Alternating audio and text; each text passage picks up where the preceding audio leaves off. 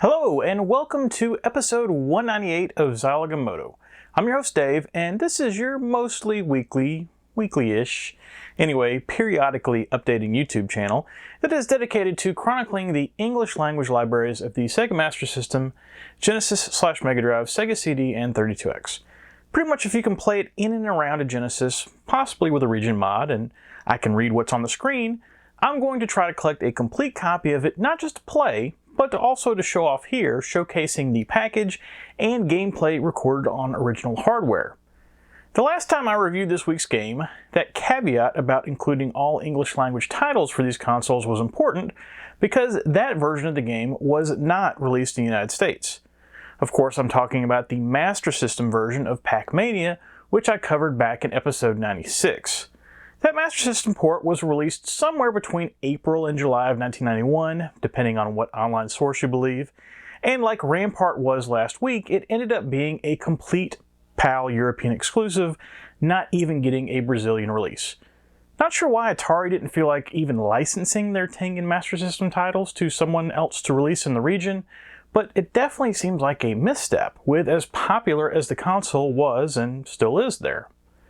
And while the Master System technically wasn't dead yet at that point in the United States, it was not a viable platform for third parties to make any money on, so chances are, if you've played Pac-Mania on a Sega console and you live in the United States, you've probably played this version, Pac-Mania for the Genesis, which was actually released a bit after that Master System version in September of 1991. Usually I space out games in a series every 100 episodes, so if you're observant, you might have noticed that I'm technically reviewing this game a few episodes late based on that schedule. And the reason for that is I forgot I didn't actually have a copy of it. Pac-Mania isn't a valuable game in the grand scheme of things, selling for only about $25 to $30 complete on price charting right now, but it's not exactly a common game to find either, as evidenced by the fact that, well, I'd never run into it so far. And even when I did find it on eBay, the copy I went with was bundled with a copy of this Pac-Man that I didn't need, so if you run across it in your travels cheap, I recommend grabbing it just because. Being originally an arcade game, Pac-Mania got the traditional wide release on home computers and consoles, appearing on the Amstrad CPC, ZX Spectrum, Commodore 64, Amiga, Atari ST, NES, and Master System.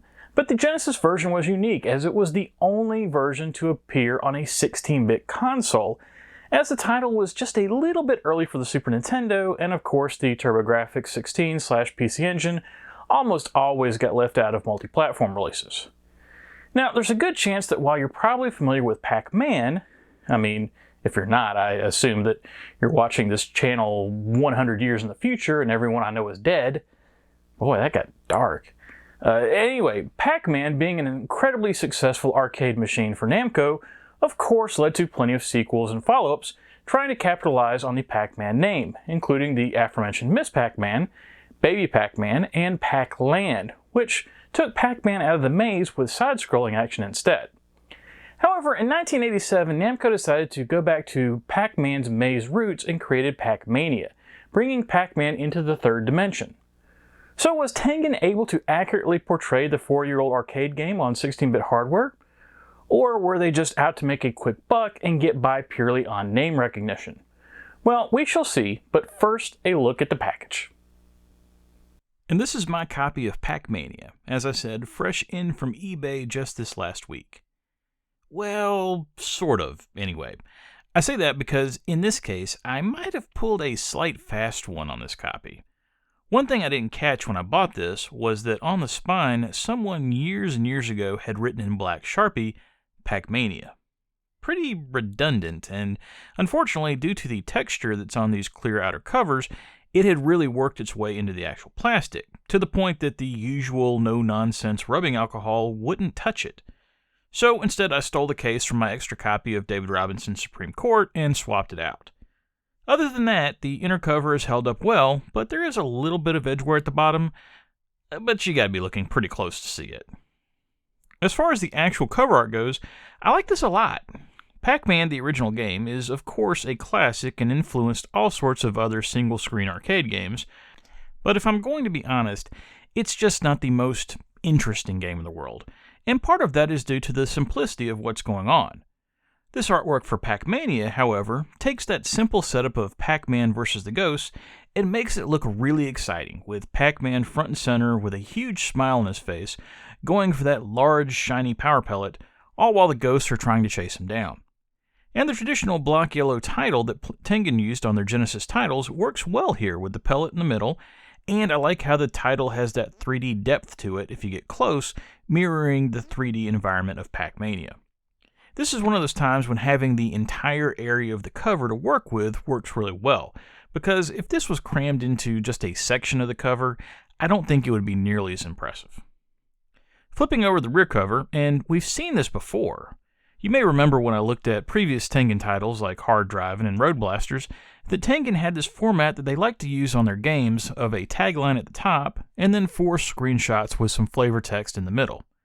The tagline I don't love. I really think they could have dropped that first line and just gone with Pac-Man in 3D in capital letters and had it be a bit more meaningful. The screenshots aren't the best quality either, but at least they did a good job of showing off a variety of looks for the game. The flavor text in the middle is a bit much too, with it just being a large block and no bullet points or anything to break things up. As far as the actual text goes, it's fine, but there's a few oddities like the lovable ghosts glide through the air. Now, granted, that's in the middle of a section that's hyping up the 3D aspects of the game, so the emphasis is supposed to be on the gliding through the air part, but lovable? They're literally your enemies in the game that are trying to kill Pac-Man. That's some real Stockholm Syndrome stuff there to refer to them as lovable. I don't care if their names are Inky, Blinky, Pinky, and Clyde. Opening up the case, and the manual and cartridge have held up well, but unfortunately, the manual is a bit lacking. Tengen was known for having extra thin manuals to go with their games, and Pac-Mania is no different, having a manual that consists of a massive 6 pages, not including the cover and the legal mumbo-jumbo at the end. In those pages, we get a grand total of 2 screenshots and a diagram of a 3-button controller, so I hope you like reading. Having said that though, I do like how at the end there's both a listing of the various ghosts and their characteristics, and a chart that displays scoring on the items that you can pick up during gameplay. Neither of those were truly necessary, but it does make it seem like the designers at least cared a little bit about what they were releasing. Okay, that's the package. Let's get to Pac-Mania and see how this Genesis version holds up in comparison to the arcade original. I mentioned earlier that Pac-Mania was a sequel to Pac-Man, but it wasn't the first sequel, instead actually coming down the line a bit. Before Pac-Mania was released, there was also Ms. Pac-Man, Pac-Man Plus, Super Pac-Man, Pac and Pal, Professor Pac-Man, Junior Pac-Man, and Pac-Land, not to mention a few pinball machines. Most of those games have been relegated to the annals of time simply due to the fact that either they weren't very good or they were too derivative of the existing formula, with probably the exception of Ms. Pac-Man, which I would argue is sort of the Street Fighter II Turbo of Pac-Man, a game that only adds new and desirable features to Pac-Man while taking nothing away. Due to that string of disappointments and the massive changes to the arcade scene from Pac-Man's debut in 1980, by 1987, Namco was left in a bit of a quandary as to what they should do with a character that still had massive name recognition at the time. Let's face it, if you were in an arcade in 1987, there probably was still either an original Pac-Man or a Ms. Pac-Man machine sitting around somewhere. They just weren't front and center on the arcade floor anymore. Namco had really tried to do something different with 1984's Pac-Land, and, well, if you've played it, it definitely is different. But I think it's safe to say that at the time, the well had run dry. So what was Namco to do? Well, if we've learned anything from the entertainment industry this century, if you've run out of ideas for new properties, the best thing to do is take an old property, throw a fresh coat of paint on it, maybe add in a new wrinkle or two, and then release it back to the masses, hoping that a sense of familiarity will bring back old customers wanting to reminisce about previous experiences. And that's what Namco did with Pac-Mania. I shouldn't have to explain how Pac-Man works, but just so everyone's on the same page, in the original game you play as a round yellow disc-shaped character that has to clear out mazes of pellets by navigating Pac-Man around the board. However, as that wouldn't be much of a game in and of itself, Pac-Man has enemies in the form of different colored ghosts that chase him around the maze, and Pac-Man has to either avoid those ghosts or grab one of 4 power pellets placed in each of the 4 corners of the map, which allow Pac-Man to power up for a limited time and chomp the ghosts, sending them back to their starting area.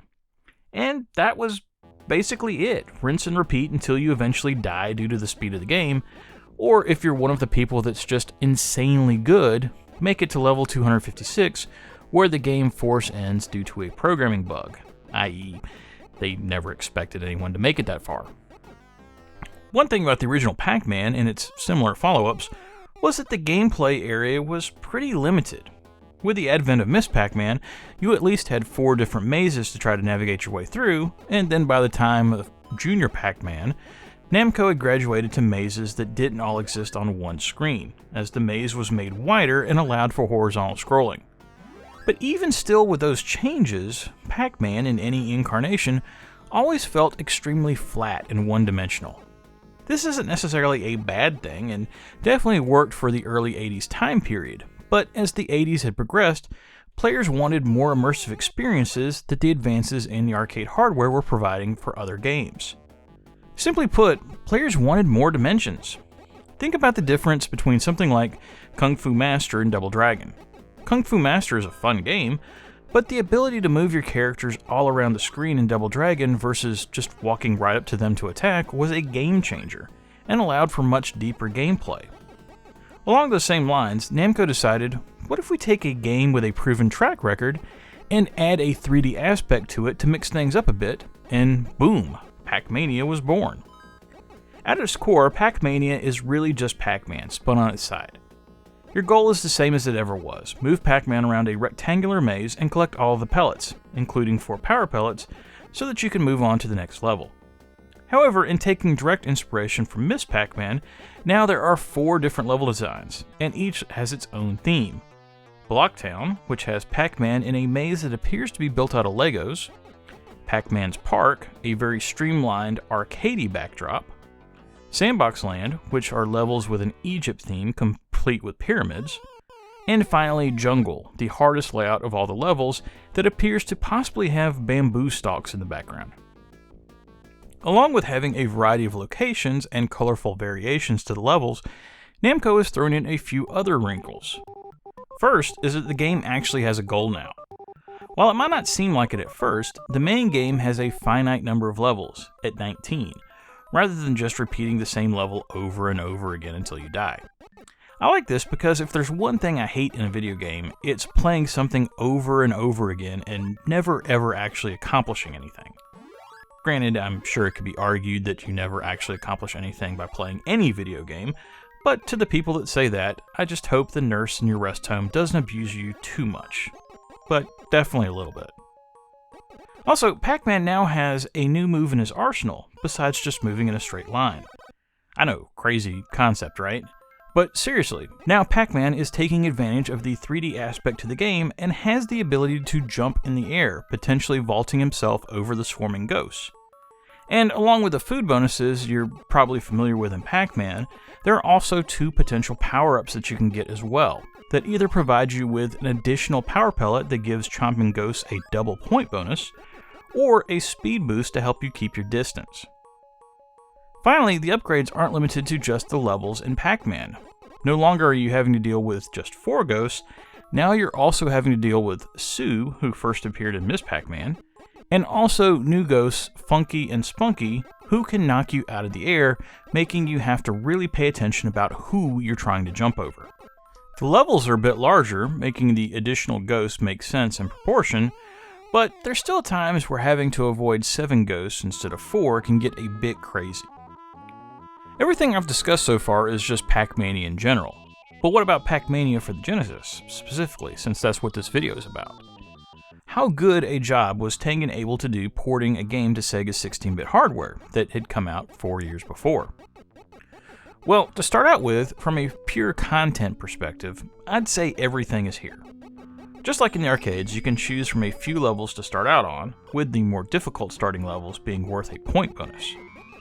And then the same progression through 19 levels is here as well, with the ability to continue to loop through and keep adding to your high score if you're good enough. 4 game difficulty levels are provided, from easy to crazy, and as far as I could tell, the only real difference between them was the speed that everything moves. But considering how hectic things can get further on into the game, the faster speed is really all that's needed to provide more of a challenge. Finally, specifically in the Genesis version, Tengen provided the ability to trigger Pac-Man's speed boost power-up at will, giving you the option between toggling the boost on or off, or requiring you to hold down a button to get that extra speed. Being that this ability isn't included in the original arcade game, this could be considered a bit of a cheat, so you can turn it on or off in the options menu before play, but frankly, I really liked it as a nice addition to gameplay, and it definitely serves as a reason to play the Genesis version over, say, the Master System version, which doesn't have any of the power-ups for Pac-Man, optional or not. Graphically, at first glance, Pac-Mania on the Genesis definitely looks a step down from the arcade version. I wouldn't say it looks bad per se, and the only other home version that can even compare is the Amiga version, with the Atari ST port bizarrely dedicating about 40% of its screen to a high score bezel. Well, I say bizarrely, but I think I actually know why they did that with the Atari ST version. And it's actually part of the reason why none of the home versions look nearly as good as the arcade version, despite releasing long after the game hit arcades. If you're familiar at all with Pac-Man going back to the original game, Pac-Man is actually presented in tate mode, meaning that the monitor is situated vertically in the cabinet rather than horizontally. Pac-Mania is no different, with the playfield being drawn taller than it is wide. This is a problem for all home ports of the game, as the game had to be redrawn to fit the now horizontally oriented TVs and monitors. And while the original Namco System 1 arcade hardware isn't overly powerful, it was configured to be able to use a 24-bit RGB color palette, which was far above the capabilities of any home devices for years to come. Those two things combined made it very difficult for the Genesis version to compare graphically. But in defense of the Genesis version, I think some of the background graphics are actually a bit more detailed than the relatively flat-looking arcade game, even if it doesn't look quite as clean. The sound in-game is, frankly, not bad. I don't think anyone is going to come out of listening to Pac-Mania and think that it sounds amazing, but honestly, the background music is decent, and the synths that they use to put it together definitely evokes the arcade soundtrack. The Namco System 1 uses a Yamaha YM2151, which isn't exactly the same as the Yamaha YM2612 in the Genesis, but they were definitely similar, so it makes sense that Pac-Mania should be able to get close to the sounds of the arcade, assuming enough effort and ROM space was used, and that appears to be the case. It's not perfect, but it sounds far, far better than any other home port, except for, again, the Amiga, which sounds pretty great as well. From a controls perspective, there's really not a whole lot to say. I like how Tengen utilized the A and C buttons on the control pad for the different speed boost modes, leaving B for jumping, and the game controls well. There's times when it's hard to get Pac-Man to make a specific turn due to the speed of the game at points, and I could see that being frustrating, but really, in those instances, you just have to be ready to turn a bit early, and usually you'll find yourself going where you want to. Most of the times when I died playing the game, I never felt like the computer was being cheap or the death was due to a control issue. It was almost always because I either got a bit careless, or perhaps I tried to get a bit too cute with a jump maneuver. Pac-Mania was a pleasant surprise this week. After reviewing Rampart for the Master System last week, and having to deal with a game that looked great, but felt like a budget title in other aspects, I really wasn't looking forward to another Tengen title. And I didn't love the Master System version of Pac-Mania when I reviewed it back in episode 96, so I feel like I had a good reason to be apprehensive. Thankfully, the Genesis version has turned out to be a very solid port of the game, and fans in the arcade version would have been very happy to have been playing this at home in late 1991. Having said that, at its core, you really are just talking about Pac-Man with upgraded graphics and the ability to jump, and I don't think I have to tell you that that's probably going to get old relatively quickly. As a result, I'm giving Pac-Mania on the Genesis 2 stars because it is a solid port of a somewhat shallow arcade game, but if you're a big fan of Pac-Mania or Pac-Man in general, go ahead and give it that extra star. Okay, and that was Pac-Mania for the Genesis. I had fun with Pac-Mania, I'll readily admit. Now, would I want to play it any more than the hour and a half or so that I did for the review? No, not really. I think I've got other ways I'd like to spend my time. But if you've never played Pac-Mania, I'd definitely recommend giving this version a shot, at least for a playthrough or two, and then see how you like it. Adding in the jumping mechanic was a genius wrinkle, and the addition of the boost move, well, there's just something satisfying about outmaneuvering around a ghost and then hitting the boost to speed away from them.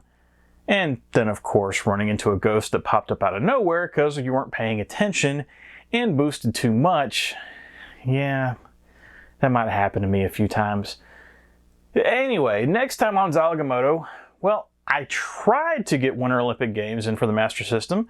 I purchased it from eBay and everything, but I'll be honest, I have no idea where it is or when it's going to be arriving, so I guess I'll just work it into the schedule over the next few months instead.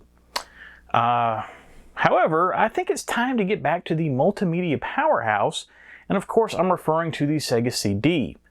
I've only reviewed one Sega CD game so far this year, so let's pull out something interesting. Perhaps something in a cardboard box.